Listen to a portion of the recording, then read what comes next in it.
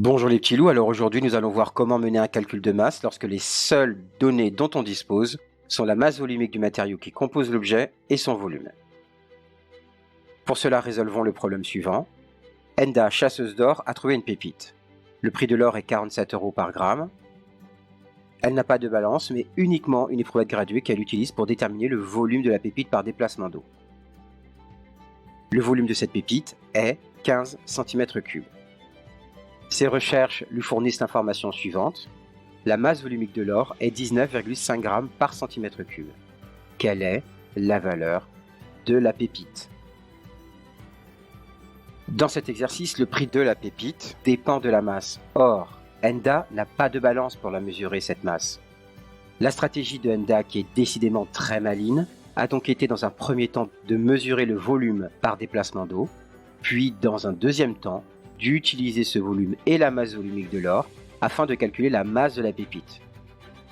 Enfin, connaissant le prix du gramme d'or, elle pourra alors par la suite calculer la valeur de sa pépite. Mais passons à la rédaction du calcul que l'on rédige comme d'habitude sous la forme formule, application numérique, puis conclusion. Commençons par la formule, on cherche la masse, donc on utilise la formule M égale ρ fois V. On passe alors à l'application numérique et tout d'abord, on rappelle les données qui vont être utiles au calcul en restant attentif à la cohérence entre les unités utilisées. ρ égale 19,5 g par cm3 et V égale 15 cm3. Ici, la masse volumique est exprimée en grammes par cm3 et le volume en cm3.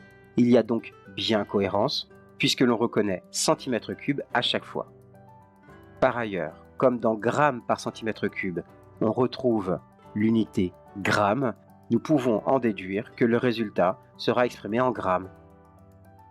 Ainsi, en remplaçant ρ et V par les valeurs que nous venons d'énoncer, on obtient M égale 19,5 g par cm3 fois 15 cm3. Finalement, M égale 292,5 g.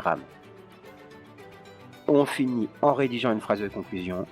La masse de la pépite est 292,5 g. Finalement, quelle est la valeur de la pépite?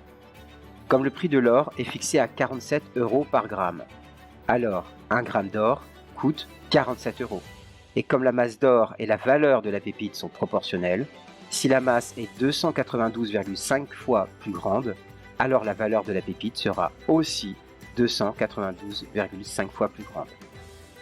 La valeur de la pépite est donc 292,5 g fois 47 € par gramme, ce qui est égal à 13 747,50 €. Finalement, la valeur de la pépite est 13 747,50 €. Voilà, c'est fini. N'hésite pas à t'abonner et visionner d'autres vidéos sur la masse volumique, comme comment manipuler la formule M égale ρ fois V ou comment mesurer le volume d'un solide par déplacement d'eau.